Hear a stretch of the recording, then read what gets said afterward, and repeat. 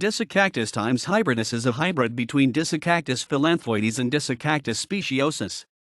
It is perhaps the most commonly grown orchid cactus and seems to survive and flower under most conditions. It has a very complex taxonomic history and has been mistaken for Disocactus ackermannii for a long time. The name Cactus jenkinsonii McIntosh, 1829, might be an older name, but there is no combination under Disocactus. In 1824, George Ackermann brought a part of a stem with him from Mexico and gave it to Tate, who succeeded in flowering the specimen. Another specimen raised from Mexican seeds confirmed that this was really a novelty from Mexico and not a hybrid. The species was soon lost in cultivation. During the latter half of the 19th century, when cacti gave way to ferns, palms, and orchids, only the toughest survived, and as D. ackermannii is quite tricky, it soon became lost in cultivation. About the same time, some gardeners succeeded in crossing D. phyllanthoides and D. speciosus, producing a lovely red-flowered hybrid.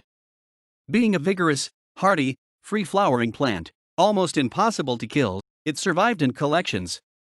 Unfortunately, it was confused with the true D. ackermannii, so when Britton and Rose published the Cactaceae, the switch had been made and the true species was forgotten. What Britton and Rose describe under epiphyllum ackermannii is the hybrid, not the species. In 1943, Charles Gillis rediscovered the species in high, nearly unclimbable trees near Jalapa. He managed to collect living material, and it was soon evident that the plant in cultivation was not the plant of Haworth. This hybrid is today correctly referred to as Disocactus Hybridus ackermannii.